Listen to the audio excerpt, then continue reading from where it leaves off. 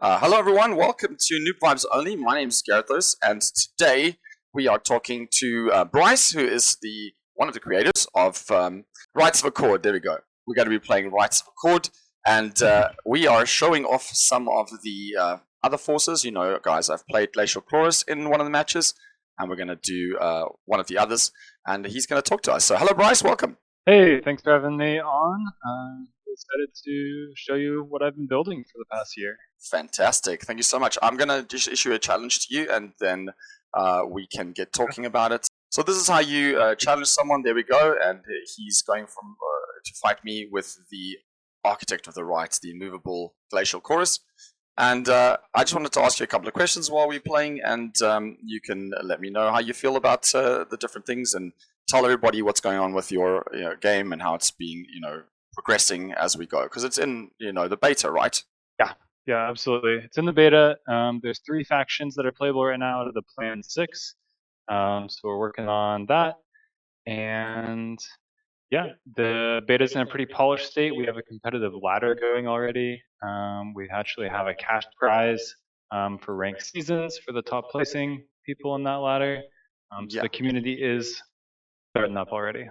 Yeah, I've been lucky enough to be part of the Discord, and the people are very, very nice, very friendly and helpful, and have helped us, get a bit used to how to play. I haven't played too many games online. I said before to you, I am very scared of PvP these days.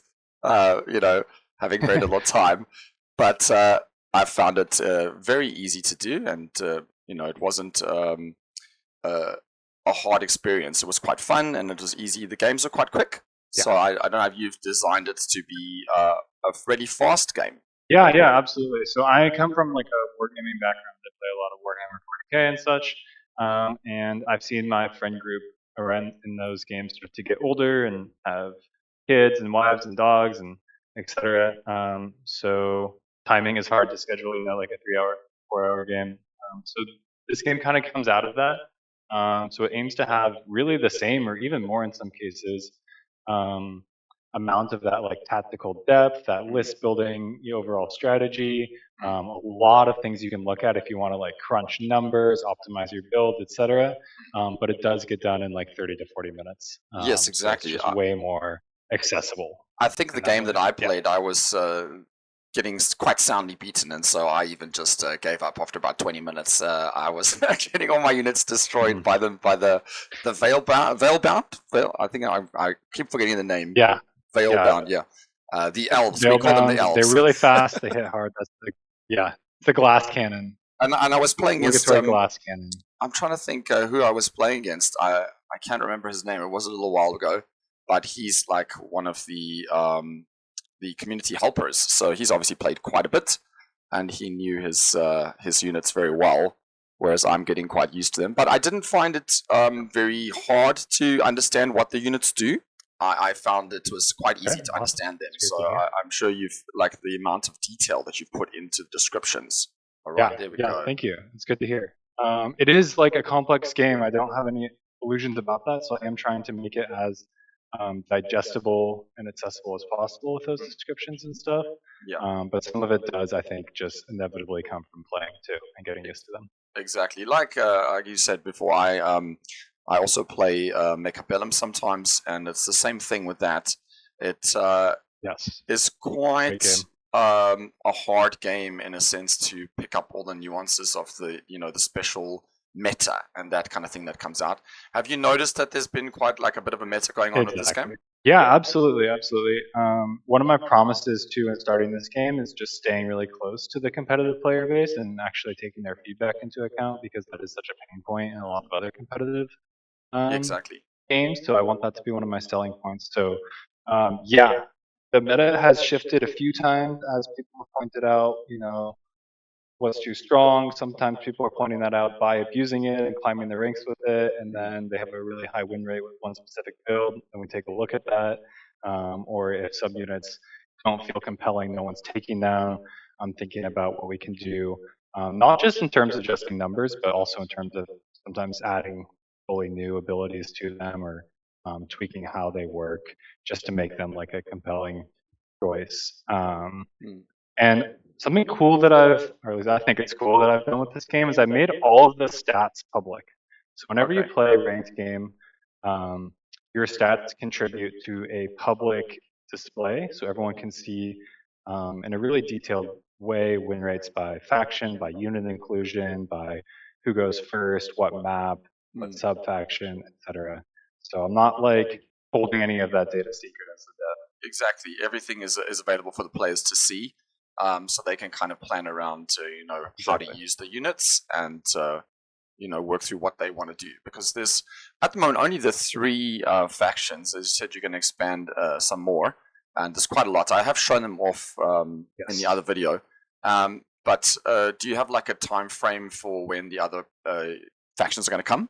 Yeah, that's a great question. It depends a lot on me building out my art team, my 3D art team, some more as well, because that would really speed things up.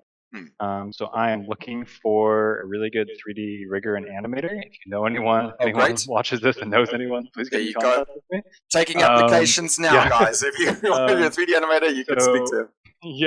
Yeah, very seriously. We're looking for that person to round out the team. That all being said, probably looking to do one more faction this calendar year, and then Okay. the other two planned ones in 2027. I also have quite a bit of expansions for the current three factions planned, including some named character units Oh, nice. that we already have some really cool lore and short stories for, which you can read on the website right now. Yes. So we're going to get those into the actual game. That will bring some more dynamic and build opportunities to the existing choices, as well as constantly adding like smaller content such as more upgrades, which are upgrades you can give like an extra ability to one per unit optionally for some Yes. extra points. So adding more of those in, adding more sub factions potentially. So definitely keeping things moving. That's great. But the factions themselves, those do take quite a lot of time, as you can imagine. Exactly. That was something I remarked upon in the first video that I Yeah. did. I really, really like the art of the factions. I think it's really, really unique. I haven't really seen, units that look like these. They're very, very cool. And so obviously it takes a lot of time to design them, to come up with the ideas for them. Do you have like the ideas planned for everything already and you kind of have a vision for them, or are you going to be working with the new people in the art department to do it? I have a direction. I have plans for each of the three new factions. Actually, yeah, you can see them on the website. When you go to like choose your faction, you can actually scroll 3 more times, and you can just see like a little lore blurb and some like colors and art describing them. So that is available now. But yeah, there is definitely like a direction mix for of them. the two, I would say, in terms of a direction, but it's not complete. You just need to get like the specifics down with someone to help you do that. Is what my understanding of it. And Exactly. yeah, Yeah, it seems to be a very long process because they're quite involved. They're very in-depth characters, and you've got a very big lore for the game already. Yes, yeah. Thanks for recognizing that. Yeah, I really care about the lore and the theme and stuff. That's pretty central to my thinking about the game. So glad that's starting to come across a little bit, basically. Yeah. All right, and so you said you're Just developing for it. reaction. You're developing it. You said that you're part of a team. It's you and your wife. You said, is that correct? I did read it. I'm not sure if you're right. Yeah. I just want to check. Yeah, that's correct. Yeah, we conceptualized all the factions together. I did pretty much the entire actual in-arena game dev that you're seeing right now. That's all me. But she made the whole website, landing page, all the menus, makes everything look nice. Cool. So we work as a team in that way. And then Oh, I have a that's few fantastic. people helping out in some other various roles. Like we have a really awesome person who's into the game who actually wrote most of those short stories based on the lore that we first came up with that I talked about. And he's doing TikTok as well, so you can check us out on TikTok. He's making really good content over there. Yeah, the team's growing slowly. That's really good. So I'm just going to choose to shoot at your guy here. Smack him in the head. I like that right here on the right, the combat log, it shows you everything there. that actually happens, and this is quite cool because like in some other games you don't really know sometimes what's going on behind the scenes and how things are working, and I think it's quite clear here that like here, like Huntmaster is marked as prey by Primal Avatar, and all friend units gain +1 strength against his target. So you can actually like read, fairly well what's going on, Mhm. and I really like that. I think it's pretty cool. He gets to Yeah. plan and see what's happening and know, oh, okay, now I know why my guy died. He's got this is affecting him, or that unit did this. So it's not hidden. It's not like, oh, I don't know what that guy's doing. He's just killing me. Right. Yeah, I think that's really important in a game like this, right? Because there's a ton of different abilities, like really a lot, in terms of each character having 3 to 4 abilities, there being already 36 characters in the game, plus you have faction, sub-faction abilities, upgrades on top of that. There is a lot going on. Yeah. So I think, yeah, focusing on that clarity just to make sure it doesn't feel like arbitrary Yes. and Yes. feels like there's a reason for everything going on. Yeah, Because I it think can that's really feel like key. that in some games where you're just like, oh, my Yeah. guy's just dead, and like I don't know, I don't understand what happened, and it helps you to learn Right. for new players, because I feel like as you said, it's quite complicated, and new players can get a little bit lost and go, oh, I don't know what's going on, and to practice against. Either you have to really play against other people because there's no single player campaign or anything in this game, right? Yeah, there's no single player campaign. There is a single player mode where you can play this same game that we're playing right now against a bot. So that can be helpful for just learning what's going on, how to play, how to combo, testing out your build, etc. Yes, like the skirmish mode, right? The skirmish mode. Yeah, exactly. I do have some ideas actually for additional single player content, which I'm pretty excited about. So potentially like a zombie defense roguelike where you can upgrade between waves and stuff with these same characters and abilities. So a lot more stuff is possible, and I'm thinking about stuff like that. But that's very cool. I like it because personally I like to play single player games more often. They're really the thing that I do the most, and put on my channel, and so I quite enjoy single player games. And so even though this kind of game, I really like it, and so maybe I'm like, oh, I'm not really in the mood to play against other people, and so I can then jump in and do either a game against the bots, or I can, because I like the lore. I really like the thing of having a story, and so being able to go, okay, I can learn more about the game following a little bit of a story, and not having to have that stress of going, oh, I am now having to fight against somebody else online, and it's a whole big thing, And so it happens to people. People get anxious about it, So that could be quite cool. For sure. I'm really happy to hear that there is an idea of that.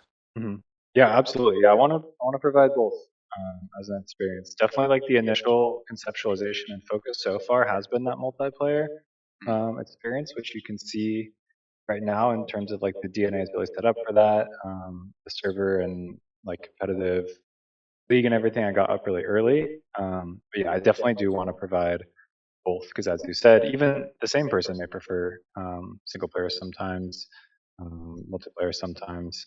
So with this lore and factions and abilities and 3D models and everything, I think we can do a lot with it. Or essentially, like my conceptualization of it was essentially creating like a world here, and there's a lot we can do in that world with these characters. Exactly, and I think that's really, really cool. Yeah. So I'm hoping to see a bit more of that. Now I have to decide what am I going to do with my dude. Don't think that's a good idea, because I saw you doing some teleporting there. I did, yeah. I about. do like that these guys have that ability, and there's another teleport ability, right, with the other faction, if I'm not mistaken. Isn't there a each of the three factions has a more movement or teleporty themed sub factions. You're playing the Symbiont, and you're playing the more movement focused one, which is the spreading web that gives you the ability to teleport from growth tile to growth tile. But the Veilbound have one where they can actually teleport as a reaction. Yes. With just one of their characters. In the Dreamwalker subfaction, that's very slippery, hard to pin down. And then the Glacial Chorus have a faction. I'm not playing it right now, but they also have a faction where they can teleport towards like a board edge, so it's like an outflank ability. So slightly different mechanics Yes, for the three, but similar principle. they are different. I've noticed that they just have similarities, but they're not the same by any means, which is really cool. And it gives them a little bit of flavor while still giving them the option to not be left behind because another one has a teleportability and then they don't. So for me, that makes it a little bit more fair. I think you've tried really hard to balance each faction really well. Yeah, thank you. Definitely something I've been spending a lot of time thinking about and working on. Let's see what I can do here. Yeah, let's see what you're going to do to me. I can do, yeah, one thing I can do is put a mirror ward up, which is a really cool ability on my. I see over there, yes. Stand objective. There we go. Mirror ward. So that's that'll reflect the first range shot you shoot into him. So you gotta really think twice about whether that becomes worth it for you. Yeah. So like if I want to, like I can see here, if I have my mouse over him, I can see, okay, there it says mirror ward, but it doesn't tell me what mirror ward is. So like, you're telling me what it is, but I don't know. So I just have to know. That's actually a good call. I didn't get that description. Maybe like a most of the descriptions are updated. Yeah. So if you click on him and then there's an effects thing where you can hover, that actually should give. Yes, it does. It just says mirror ward 2 turns left. It doesn't tell me what mirror ward is. It says mirror ward, yeah. Yeah. So exactly. I know there's something done to him, but I don't know what it is. So like things like that, of course, as I say, we're in beta, and so these kind of things, I've already found the one bug that I had in the tutorial, and I reported it to you, and you were really quick on jumping on it. So as I say to the people watching, this is a beta, so of course there's going to be things that are not 100%, and it's helpful to get some help from the players, of course, to say, oh, we can find these things and help you fix them, and then you jump on them really quickly. Yeah, no, it's super useful. It's probably the most useful thing that people can do to help out, actually. I really appreciate people finding bugs, because as much as I do tests, there's always things that you're going to slip through with the games. Of course. No, not everything, you can't fix everything. Yeah, and we have a Discord set up with channels for different bug reports and stuff like that. Discord's the best place to get that feedback really quickly. Yeah, I have put up the Discord on the description in the first video. Hey, nice. I killed a dude! Yeah. And so if you want to play the game, I would really recommend to anyone who's watching to join the Discord. As I said, very friendly and everyone's helpful. And you can also look for games there like we just did now, where we did the challenge and got that code. And you can just find somewhere in there and say, hey, I want to challenge you. Can we have a game? And they'll quite happily do it. There are, lots of regular players of the game. So I think that there's always someone to find to play against. All right, what am I doing here? I need to do this. We have a big model showdown in the middle here. I see, yeah. Smacking each other. I'm not sure if that mouth's going to work out in this movie. Yeah. I'm trying to think, what am I going to do with this guy? So I don't want to shoot that guy that you've put a mirror ward on. I would like to do something else. Hey, I can do this. Right. And I can do this. Or I can shoot. What I can do, I can actually... So now, look, I have a question here. So, and this is something that I haven't understood, and I need to... So I'm clicking on the attack, and then if I select a unit, now it shows me a little rectangle with versus crystalline. There's an average, a kill percentage. What does all this mean? Because I'm not as intelligent as everybody. I just see it. I'm like, I don't know if I'm going to be hitting him or I'm not going to be hitting him. There's a blue line. There's red lines. What do they mean? Yeah, it's a really good question. So essentially, that does the dice rolling math for you and gives you a distribution of what is likely to happen. Okay. So the graph is each discrete result of final damage done. Okay. And how tall the bar is on that graph is how likely that result is to happen. Okay. And so where it turns from blue to red, that's the kill. Okay. So that's just based on how much health I have. Okay. So if it's blue and it's very big, it means I'm going to have a really good chance to hit the guy. If it's red and it's really big, I'm going to have a very good chance. Yeah, and I'm red and it's very big. I'm gonna have a big chance to kill the guy. Exactly. Okay, great. I'm gonna do this then And because it's blue and it's big. The average. Yep. Okay, and then now it shows me there. I got what did I get here? So I hit him with this inspired bloom. I got 6 out of 6 hits. So this is obviously the Warhammer rolling the dice, right? So you obviously have to roll to hit first, and then you roll to pass the armor, pass the wound to wound, and then you go the armor. So because there's penetrate, like if I click on each person, there is a breakdown of the different things that they do if they attack. So for example, I'm gonna just look at this guy's attack. And you can just explain it to everyone. So if the inspired bloom, which is what I used, it has 6 attacks. So that means I roll 6 dice, right? Exactly. Yeah. Yeah. And you use Let's D6. go through it, and then I'll give some. No problem. Yeah. So D6 I actually use 2d6. Okay, 2d6. Okay, cool. Yeah, so actually each roll is a 2d6, and the way it works is every single roll is adversarial. So it differs from Warhammer in this way, where Warhammer you have like a ballistic skill, and then you hit on say like a 3+ into everything. Yes. This is a little bit actually more crunchy, where everything's adversarial. So you have an aim, and I have a dodge, and we have to compare those things. Yes. Okay. And if we have the same aim and dodge, then you need to roll a 7 on 2d6, which is a little bit more likely than 50% chance to happen. Yes. But if I have a really high dodge, you have to roll something really high on 2d6. If I have a low dodge, then you're going to get it on an easy 2d6 roll. So it makes it a little bit more consistent because of the normal distribution of the 2d6 versus the 1d6 is a flat distribution. A little bit more consistent, which I thought was important in this small scale game. That most of the time what you expect to happen is going to happen, although of course you can roll crazy high or crazy low. Yeah. Like I just did. I just had 2 crit fails there and 2 crit fails on armor penetration. So I really failed my rolls there, and I didn't do any damage. Even though, if I look at your crystalline guy, his dodge ranged evasion is only 2, which is really low. So it was a really good target to hit, which is why I had an 88% chance to hit him.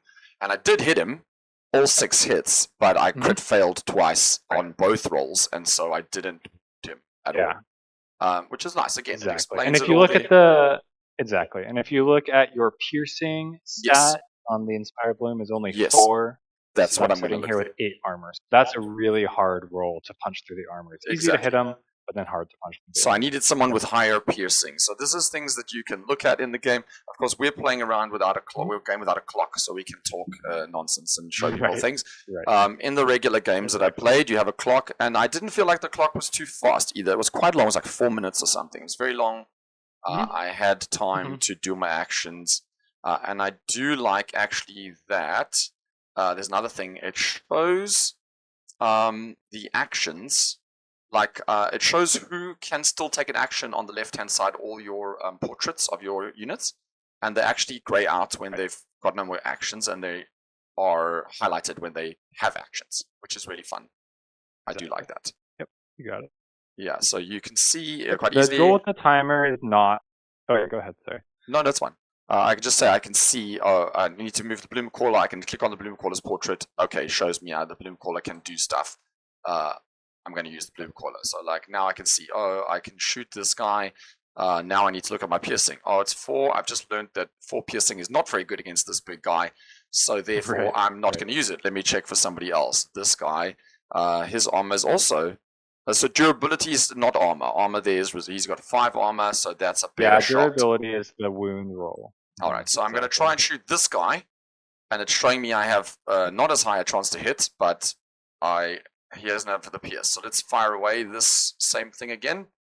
It also, and there we go, I didn't do any wounds. My wounds didn't go through, and I didn't penetrate. So again, didn't make the damage because my rolls were bad, right? He has a higher dodge evasion. Yeah, exactly. He has higher evasion, a little bit less armor. And so I didn't hit all the hits. I only hit 3. And only one of them made the wound roll. So then failed the penetration. So again, he was very far away. It wasn't a great shot to take. It was like, okay, I'm going to have a chance. But nope, sorry. Yeah, and that's actually a great time to talk about what sub-faction I'm playing here. So I'm playing the tanky sub-faction Hmm. of the tanky faction. Hmm. So my passive in this sub-faction means if I'm in acquire, I get an extra durability. So if I am using my faction ability, I'm just getting passive extra tankiness layered on top. So it is a matchup where it's a little bit harder for you to punch through Hmm. on damage, I would say. So you're looking to use your dedicated damage dealers will still definitely do it, like the Primal Avatar and the Spiritbound Hunter. Yes. But you're probably like, obviously we're just playing for fun and messing around, but in a competitive match like this, you're kind of looking, I think, to use your much better maneuverability through the Yes. teleports and just generally being faster to play around and probably not focusing on just tabling me as much in this Yes. specific matchup. So you've still got a whole bunch of units behind that wall back there that I haven't even interacted with yet, and they're gonna come out and have some fun there. I think with my prowling aspect, who's all there by his lonesome, trying to do a little bit of an attack on the guy here holding the Crystal Sentry, who's holding quite firm there, and Crystal Sentry is quite strong. Oh, I see you jumping into my backline there. You can see there, I've got he's used the Frost Wisp to jump behind here. He's got those. Can they fly through walls? They can, yeah. That's They their can. passive. They go right can. through walls. I do remember they're that. little ghost specters. Yep, you got it. So he just zipped straight. He was hiding behind the wall, and then he zoomed straight through, and he took that. Exactly. Because you've got the Vanguard, so you need to get guys into my side to score, but you need 3 guys past my side of the map. So this is the other thing that's really cool is the rites. Of course, it's Rites of Accord, and I did speak a little bit about it, but these are very great for gaining extra victory points. And I personally love to win on victory points. It's my favorite way of winning, even when I play Warhammer. Yeah. Big dude is coming. Oh, we're coming. Yep. I'm just moving while you're chatting. Oh no, he's going to stomp on us. Oh no. Yeah, so this guy that I'm getting in range for has a very expensive but very powerful ability called Resonance Overload. Yes. So he has to spend 10 essence out of my 16, which does hurt my economy a little bit, but I'm hoping to just do some area damage because you do have some guys just kind of grouped up here in the Luckily, middle. I do have all my biggest guys there, which is great, but hopefully they're going to be able to tank it. But I mean, I have done some damage to him. So Battle of the Titans here in the middle. We've got 3 big guys facing each other. I really liked this Primal Avatar. In the game I played against the bots, he was just destroying people. Very nice. I like his Tidal Barrage. And again, the Essence is quite an interesting choice as well that you put into the game. Can you explain that a little bit? Yeah, so the way I think about Essence is it's like mana, but it's shared, right? So units don't have their own mana reserves that they need to manage individually. They all contribute with their resonance stat towards this shared mana pool that we call essence as the currency. And then everyone gets to also take from there. And then there's also certain things that you as a player can spend essence on. So for example, if I had a lot of essence, I would probably consider switching this Vanguard right that I just drew for 4 essence so I can pay that fee to get a new one. Because I just told you I'm planning on doing the overload, I don't think I'm in a economic position to do that right now and still do everything else I want to do. So I'm probably just going to take the 0 there. But yeah, so Essence becomes this one resource where you only have to keep track of it one place, and then you spend it on all your abilities and units. And it works in a way where you can potentially try to buff one unit a lot using all your essence in one place and leaving the rest of yours more vulnerable, or you can kind of spread it out a little bit more. There's generally not quite enough to do every single possible thing that you want to do, so at some point you do need to make some decisions about what's actually the most important to you. And this is about the strategy of the game, because at the end of the day, it is a strategy game, and you need to make those strategic decisions as to where you're going to focus your efforts. In the last game that I played, I was playing against the I keep getting Veilbound and Mistbound. I want to call them both names, and he had the one unit that was really, really strong. It made the veil.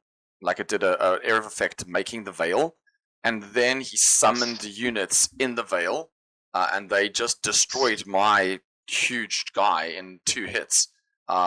and he spent Yep. a lot of essence. So he saved up his essence and then just whammed it all out on that one unit to kind of control Totally. and take out my. It wasn't crystalline resonator, it was the other one, the shooter. The I glacial can't remember. organ. Yeah, Yep. the organ. That's right, Yep. the glacial organ. And I had him in the middle with a couple of those guys that you've got there. I'm trying to think of the name. These, not the crystal sentries, the other one, the ones that have the organ guns on their hands as well. Oh, the Templars. The Templars, yeah, they're very slow and tanky, and I had Yeah. them in the center with Yes. that guy, and they were trying to control the center and just fire, and he just got some really nice shots from his mistbound archer and smacked me, and then used all of his essence to kill my middle, and that was the end of the game. I really just lost that battle, and it kind of cost me everything because I lost. Being glacial, they weren't able to have as many units when you have all those kind of units. So I didn't have, like, you've got 4 shardlings. I didn't have any shardlings. So I had really big, expensive units.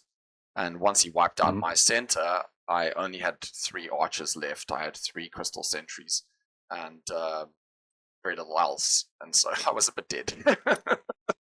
Totally. And I think, yeah, that makes sense. I think that's where you can really feel just how like asymmetric these factions are, while still being ideally pretty balanced, even for competitive play. But they're really different. You know, more so than like if you play Civ, for example, and you have 1 or 2 unique units per faction, but most things are shared. Nothing's shared, right, between these factions. Everything's completely different, and they really do have pretty strong identities. So the Veilbound is definitely that super high damage. They will cut through your defensive stat checks like butter if they can pull off the correct combos, but they can't take a hit themselves. So how you play with the same list against Veilbound is really different than how you play with that same list against one of the other factions, I would say. Exactly, yeah. So I think that's pretty cool. What else can I do here? Can't do that. I don't think I can do anything. I've got an Overwatch shot. I don't think that's a good idea. This guy can't do anything. Yeah, that's me. Reactions are done. It's up to you to smack me now. So we're gonna see what so we're he gonna does. try this. Resonance overload in the middle. There so you go. when I do this, I see I see a lot of different damage estimations pop up. I can see that this is pretty good into your weaker units. It's not really going to do a lot into your big units. But let's see what happens. There we go. Bang. Okay, so we're going to have a look at this. To the Spirit Bound, Resonance Overload, we had 0 hits there, and we killed a Bloom Caller. My Bloom Caller got killed. I got 2 kills there. Got a Bloom Caller and a Sporling, and then just did some chip damage into your Elder Bloom. It's down to 2 now. Yo. That was a lot of things hit there. Yeah. The big guys, like I expected, are pretty unaffected overall. Yeah. It's more like a chaff clear. Exactly, yeah. Explosion. I didn't lose my Elder Bloom. That's great. I'm quite happy I didn't lose him, but I did lose nothing. Spiritbound Hunter was the Bloom Caller. The Bloom Caller got smacked, and he's dead. I'm quite upset about that. Right, and let's see what else we got coming at us. So how many? So you have to use a whole lot of essence there. So now you're down to 6. Yeah, essence. that was 10 essence, and I'm down to 6. So I can see your economy, which is great, and it helps me plan a little bit on my little things there. I knew I had an Overwatch shot, but I thought an Overwatch shot against this big guy when I didn't pierce through on my normal attack was just going to be a waste. And obviously I had nobody else to hit. We have some problems here on the left side, but I do have some people here to help me. That Huntmaster is very strong. It is. Very, very strong. It's coming, but it's coming slowly. He's coming slowly. They're not the fastest units, unfortunately. They are not. Now I'm just trying to see if I can clear this guy that's attacking my objective, but I'm kind of low rolling so far, so the whiffs into that. Very happy. Very happy. That's why I did send that guy up there, because he has a very high martial, and I thought I'm going to get him. He's got high durability, he's got high armor. I need to get him there. And just, you're busy. So I'm showing my viewers here. It's busy happening over here. Everything's happening over here. No damage on the Frostwisp attacking the Sporling. That's over there. Oh no, he killed him. Get it with the Huntmaster. Oh no, he killed it. Oh, it was the Huntmaster. But that's fine. Luckily, we do have things with Spawlings, where Spawlings can teleport, and so I can teleport there and kind of contest that objective as well, because I do have my greenery there, as you can see. Everybody looking, there's the greenery, and I now lost this scoring of the Vigil. I didn't get it, so everyone can see now. Oberon's up to 10, and I'm only on 11. But now it's my turn to move. So what we're going to do is you have a very good clapback turn here. We're going to do this, and we are going to reclaim the Vigil with our little Spawling, which is very nice. I do have an idea here. I can do other things too, but I need to just check out what your guy can do. So there's a Frost Burst. This unit makes 1 melee attack against every unit adjacent to it that automatically hits. It creates a frostile. So I don't want to put too many units next to you. I can also do other things with this guy. I can do this, and I think I want to do this. So what I'm going to do is I get to move how many? 1, 2, 3. So I'm going to go here. That duty's going to move there. This duty can disengage. So disengaging, I need to spend an action point. Now let's just talk about that quickly. So now action points. It shows you, from what I remember the tutorial, in the middle of your green health bar there is a circle. And the circle tells you about action points, right? The blue dot, and you changes color. Can you just quickly explain it to me, as if I'm stupid? So no worries at all. So you start the turn with 1 action point, every unit does, and then you can spend it at any point. So like you said, disengage would spend it in your movement phase. It doesn't reset then because it's not the start of the turn before your action phase, so you'd be left with no action point for your action phase. So this is kind of like that fallback concept from a wargame like Warhammer, where you're spending your action to get away from my melee, and you're not able to then act. There are a few different abilities in the game that can actually grant additional action points, so that could give you your action point back if you were to disengage, or if you, just in a normal situation, it could let you act twice or 3 times, etc. as well. So that can be really powerful, but you will generally be investing like a support character or a lot of essence or some other investment in order to unlock that really powerful bonus. Exactly. Well, there we go. So that explains everything there, and what I want to do with these guys. So let's see. I feel like this guy needs to go here.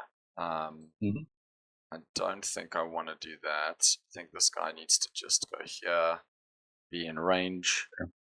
The other thing I'll say about that too is one of the big benefits of the sub-faction you're playing is because you can teleport from growth tile to growth tile. Yes. You can use that as a disengage that doesn't consume your action point. There we go. So that's a really nice bonus. Helps you maneuver around melee a lot easier. So like if I wanted to do this, I could do this. And now I have a very big dude with all your very small dudes like you had near me, and I've got my very big strong primal avatar is facing off against the crystalline resonator. I feel like that is a decent match off. My stats are, I think so too, quite high. Really nice. You have a bit more armor than I have, but I have higher martial and higher ranged, and my durability is 9, which is the same as yours. So you have a little bit more armor. I do have high resolve and things like that. I think that's a good matchup for me. I'm going to leave that alone. I've moved those guys there. Those guys are happy. Those guys are happy. That's going to be my movement point. Now you get to react, and we'll see what is going to happen. Feel like that was quite good, honestly. Puts me in an interesting situation. Because that's a lot of units that you've got. A lot of guys, but they're also very vulnerable to your slam attack. You have a nice AoE there. So this is kind of my plan. I had a cunning plan. I think you got it. I think what I do here is just try to take out one more chaff unit with Overwatch, which was successful. Hey, good hits. Very nice. Make it a little bit harder for you to deal with that. And is there anything else here that I want to do? Don't think so. I think that's going to be all right. All right, so now I get my action. I need to just see here. This is going to only cost me 2. So I'm definitely going to do this. Boom. And that was Now this That is was pretty mine. cool. It did a lot of damage, and what it also does, it pushes me away from you, so it totally clears all of my resolve, which is the stat that holds objectives, just off the objective. And There we go. makes So it now pretty I clearly own this yours. objective like you own Yeah. my back one over there. Yeah, exactly. I do have a thing that I could do.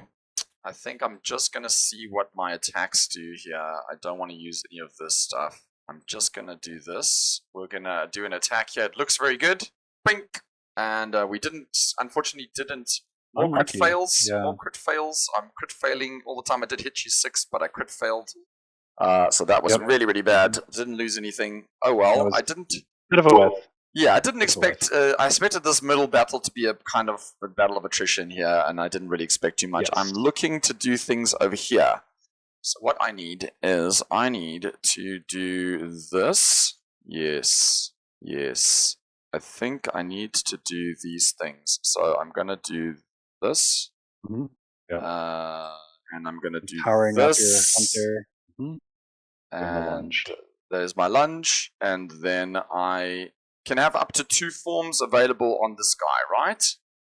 You can, but because you started your lunge, I don't think you can interrupt your lunge to do a second form. I'm not sure. Okay, yeah. So let me try. Let's see what happens. So this will teach us. So if I push one of these buttons, let's see if it does anything.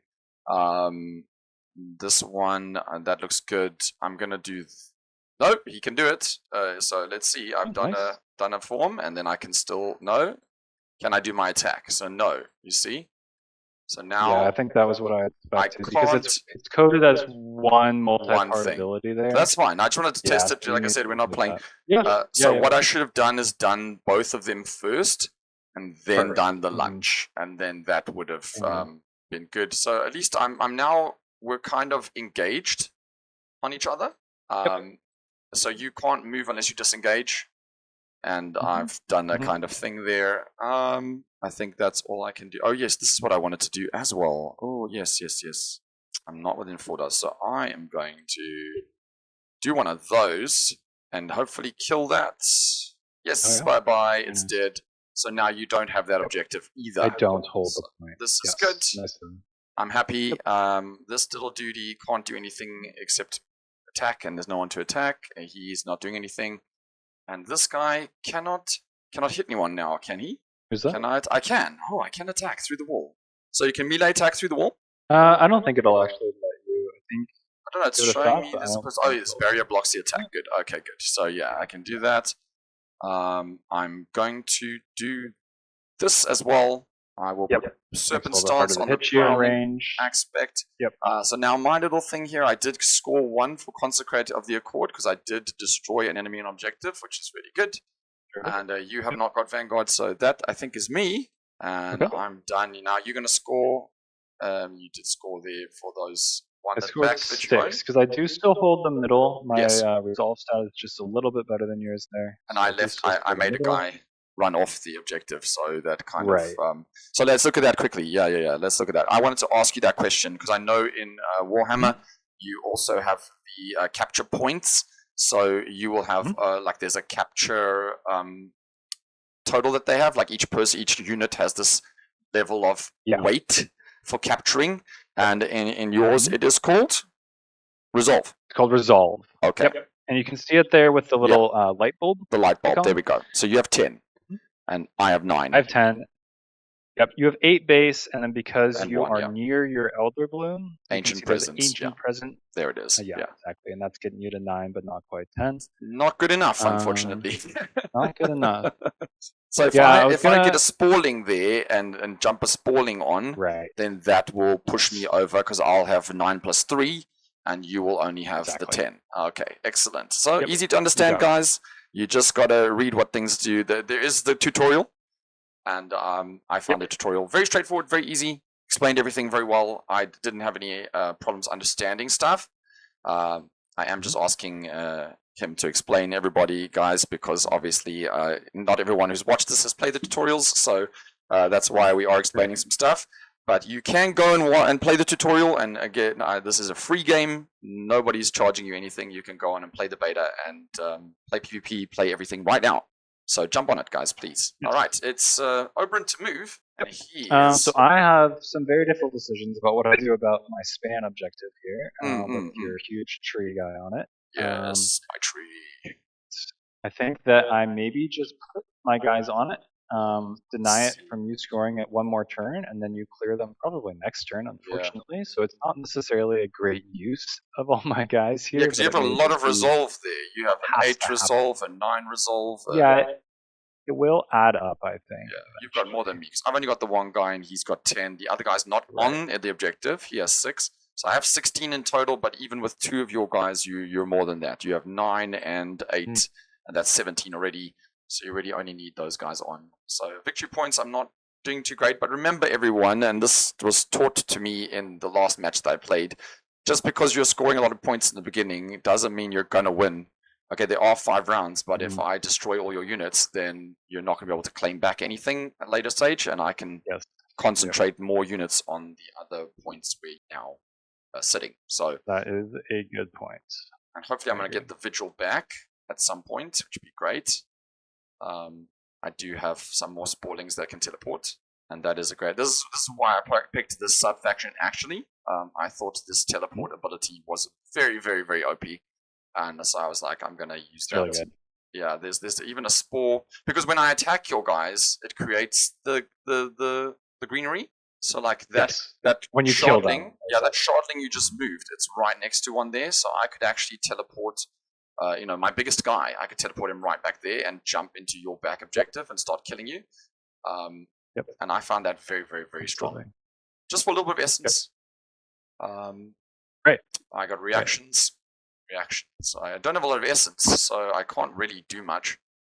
I am going to do this because it only costs me 1 essence, and it makes him with 1 more armor, and that makes him very good. And another thing I saw, sorry, it just happened. I want to say it. When you do your actions, and then there's nothing possible for you to do, it actually gives you a pop-up to say there's nothing you can do, and so you don't spend a lot of time running around going, "Oh my god, is there something I've missed? Can I do something else?" It's very clear. It says you have no more actions that you can do. So I like that. I have a tendency in Macabellum to be running around when it's like 20 seconds counting down, going, "Oh my god, have I done everything? Have I done everything? Can I put everything? Can I put another guy? Have I bought this? Have I used that?" It's very stressful. All right, Frostlock stance. Can do, for sure.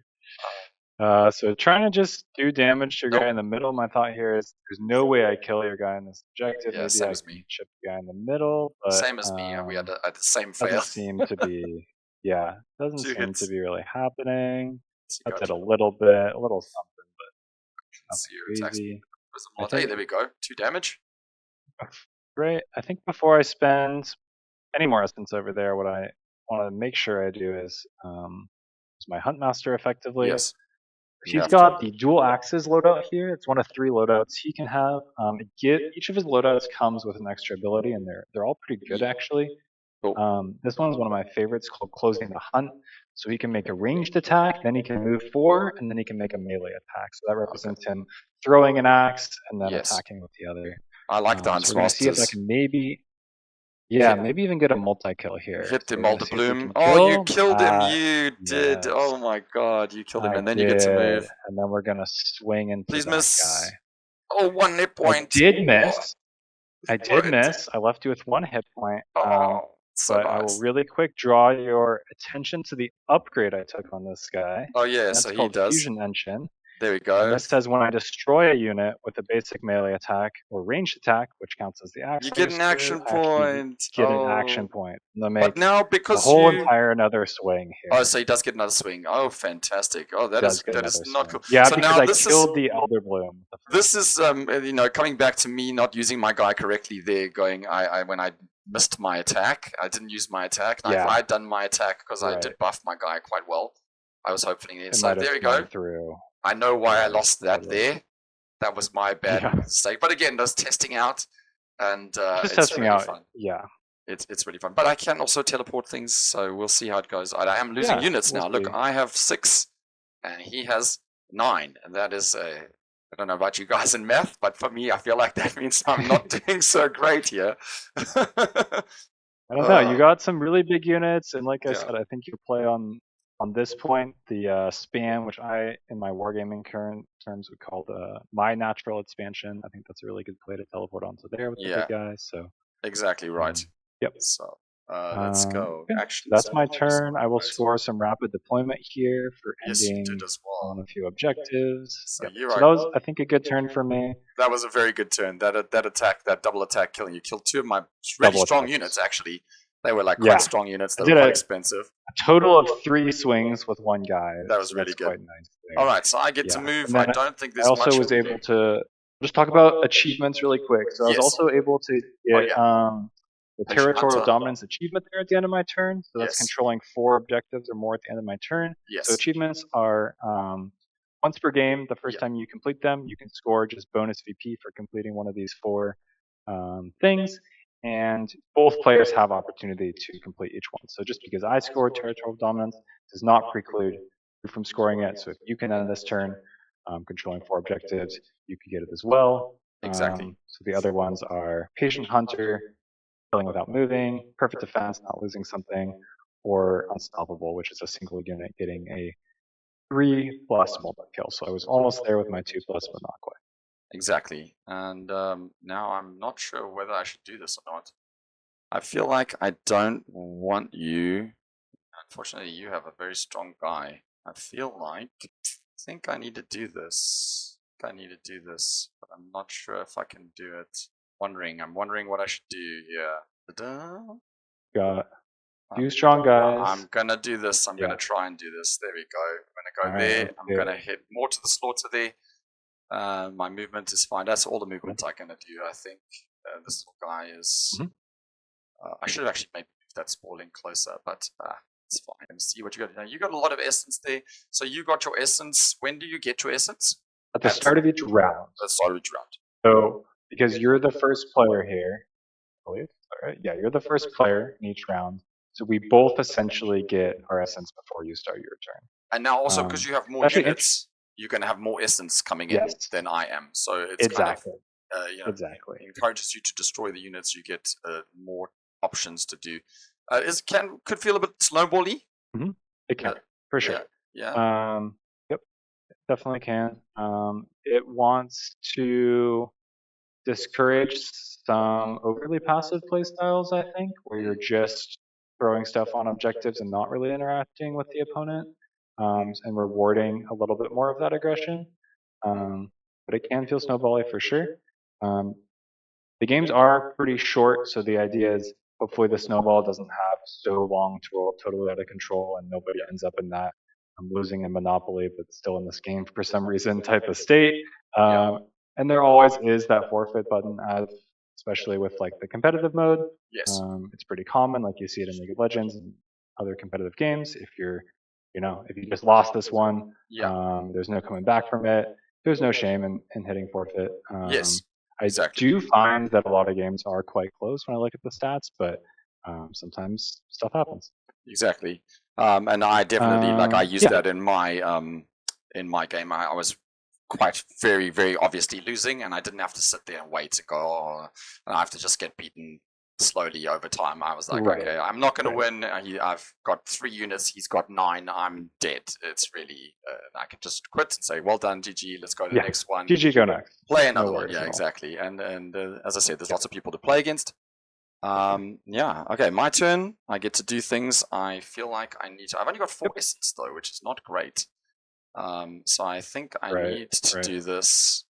It says I'm gonna. I don't have a very high chance to hit him, which is not what I wanted. I really needed that ranged attack to work there, so that's not going to happen. I think I need to focus down here. So I can do this again. Now you've quite cleverly put your guys not all 2 tiles from me. Now this guy will die. I learned my lesson last turn.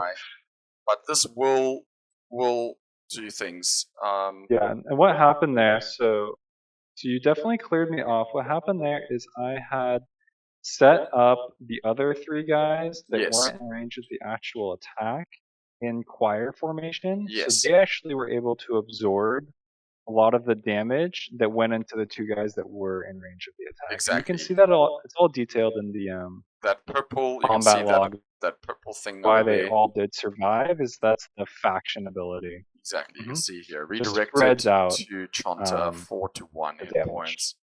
Fractions here, Squire absorbs 1 damage, redirected to Shardlings. So they all didn't die, but I did push you off the objective, which is kind of what I wanted. I do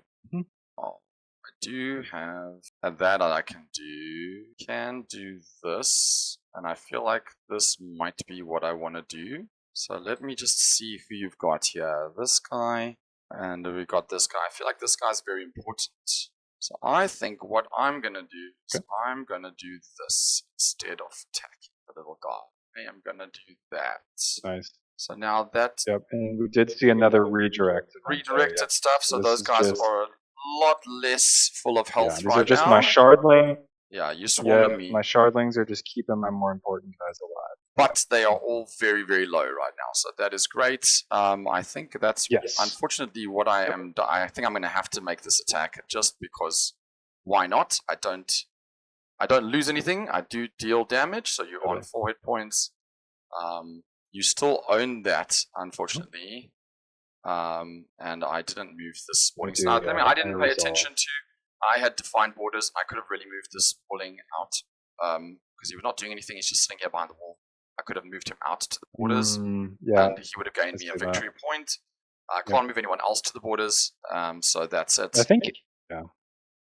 And now you scored that, you scored that, you scored that, and you're up way, way higher than me on victory points. So I don't think I'm going to be doing the best on this one. We only have 1 round left, or no, we have you're round 4 still. We're bottom around 4. So I've got my turn now. Then we each have 1 more. Then we have 1 more turn, and I don't think unless I kill all your guys in 1 turn, I am going to lose on victory points. So very, very well played. I think so too. I don't. Thank you. As far as I know, don't think I can. Yes. And now but now I have someone on defined borders. I do have my one guy. I got my Colossus defined borders, and I have another. I have 2 actually. So why is it showing me 1 victory? So I have my big guy, my Canopy Colossus, and it shows me my Prowling Aspect are both inside the purple. So it's only showing me 1 out of 4. Those are 2 different sides. I think.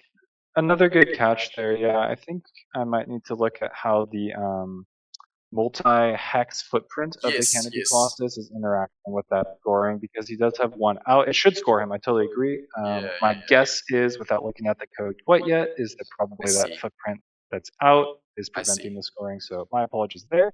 I owe you a point, my friend. No worries, no worries. It's 1 point. I think it's making a difference. You double my points right now. I don't think so, but it's good to look at. I have written it down.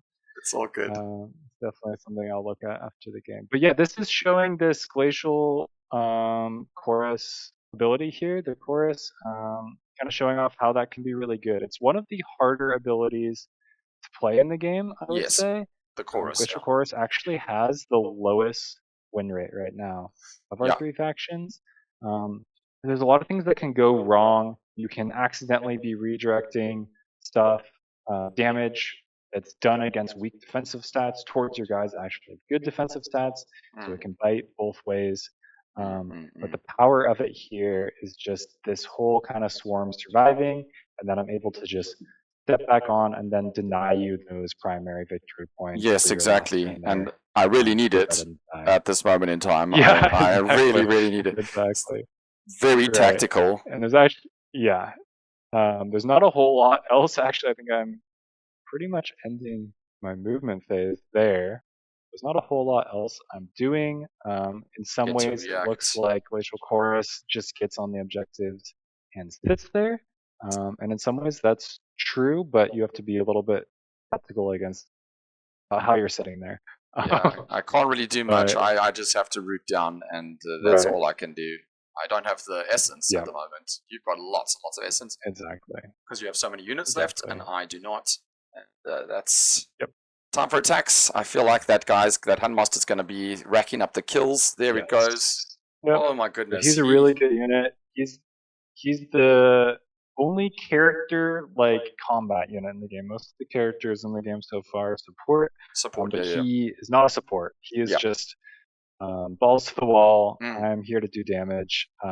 He's got really high martial and aim skills, so he's a threat. Yeah. Everything is The really threat high.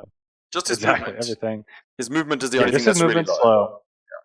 Right, exactly. When I But started once he making gets a in there, glacial chorus force, I actually had an idea of just having him with 2 of these smaller hunters guys, and just having them as like a roving force of running around killing people along the map. Yeah. Was kind of an idea that I that can be had. quite good. But Totally. it doesn't leave you a lot of space for other things because you know they are quite expensive. He's quite an expensive unit, Quite expensive. of course. I mean, you can see why. Just showing you the power that he had in this. He literally took this part of the map by himself. He had one he little help cleaned up from this flank solo. a little scout is really, you know, Crosswoods, that's exactly. all he had, and he took it out. Yeah. So yeah, very good. Are we going to see anything up here by the sentry and the seer? And are they going to do any attacking? I honestly don't think it's going to do anything. You have 2 guys with like 12 health each. I'm not going to waste either of our time. Yeah. Because there's only 1 turn of the game left. They're just not going to punch through. The only thing I'll do here is the Essence Sacrifice with my Resonator. So this is I get spend 3 Essence, get 2 points. So some of these rites that we talked about are positional, where you just have to go somewhere and you get them, but some of them are actually actions. So that uses my actions points. I sacrifice the Essence and score points. I'm not going to kill the guy that he's in combat with anyway, so might as well exactly. points. There you go, and I am not scoring very well.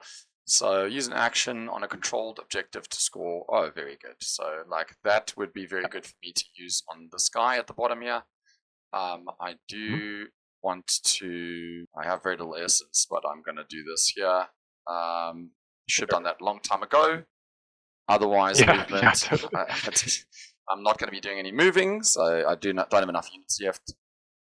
You get to react. I don't think I have any reactions. All right, so let's see what we can do here. So I do get to do this.